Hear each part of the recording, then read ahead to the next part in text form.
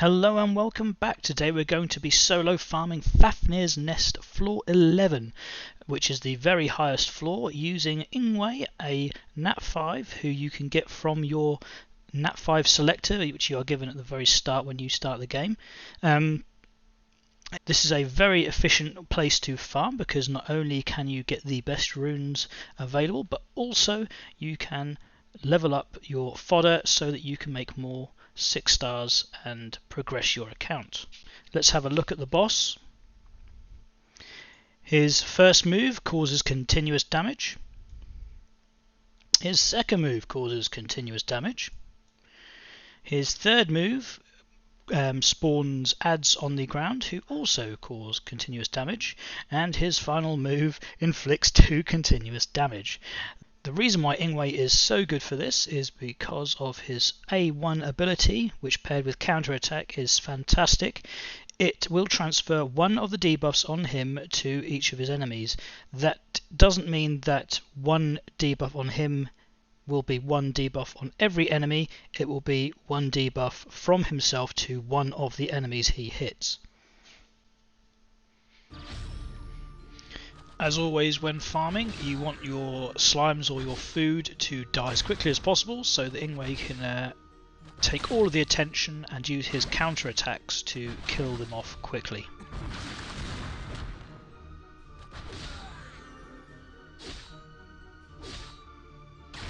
His counter attack is not from runes, it is part of his skill set. We are actually using lifesteal runes and also crit runes because I've built him for high crit rate, crit damage for faster kill times.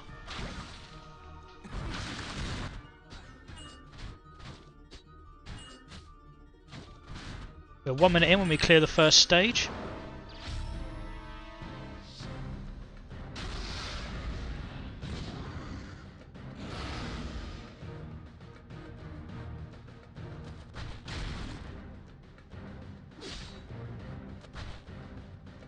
Fortunately the boss has moved next to us, which means that we're going to get him down a bit quicker than on some of the other runs. On average the time to kill is about 3 minutes to 4 minutes. I think 3.5 minutes is pretty standard. The fastest I've ever done is 2 minutes and 10 seconds, which is excellent.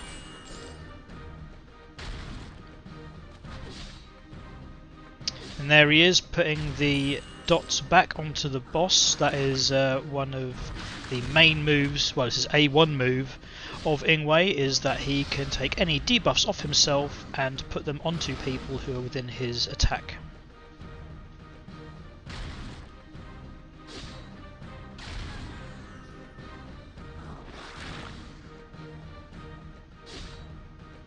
As you can see, pretty much all of my attacks are critical strikes, which definitely helps, especially with clearing the extra adds. You can do him with a far weaker Ingway than I have. I have just kept on building his runes and making him stronger because he is useful in so much content in this game.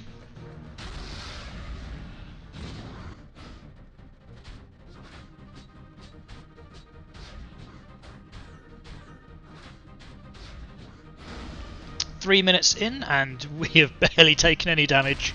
We're always self-sustaining and just sending those buffs back to the boss. Or debuffs back to the boss. A few more hits and we're probably done. In fact we are done. There we go.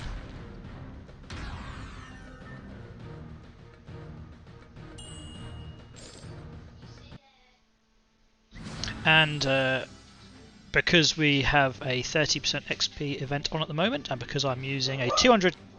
Thank you, Luna. Because I'm using a 200% and 100% buff, we have got some insane EXP there. So this is why Ingway is probably everyone's best choice for the Nat 5 selector you get at the start of the game.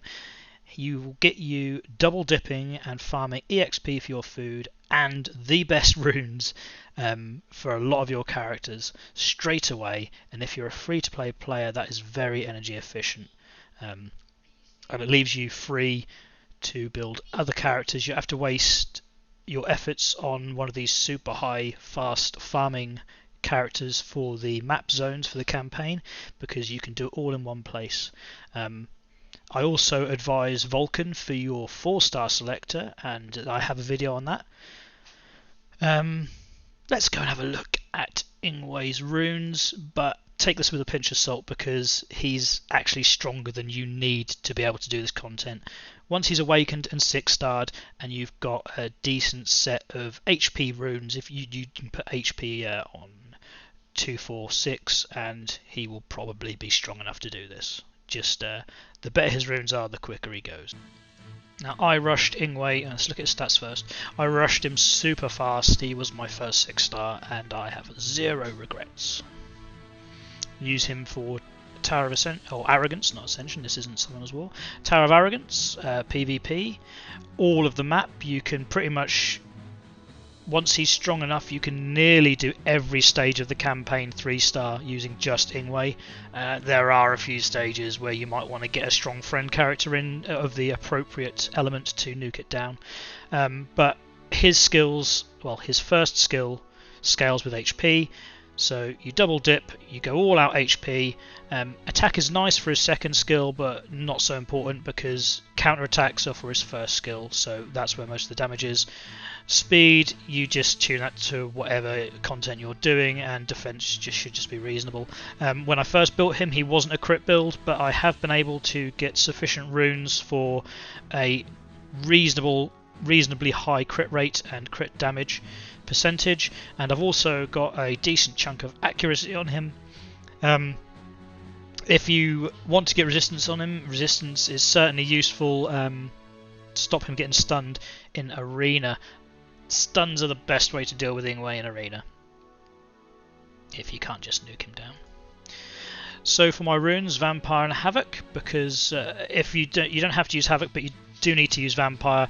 Most people, to start with, I use life runes. HP, HP, HP all the way. Obviously I've got crit damage because I've moved on to a crit damage build, which has definitely improved my farming times. And that's all for Ingway. I think I've stated a pretty strong case for why you should use him as your Nat 5 selector. I have never had to farm the campaign. I only farm rune dungeons, and I get lots of runes, and I level up my characters, or fodder for my characters, very quickly. I'm sure other people who spend a lot of money have far more than this, but this account is about a month old, I think. About a month old, so I think I'm doing alright. Usually do 2 or 3 6-stars a week. Thanks for watching, and I will see you in game.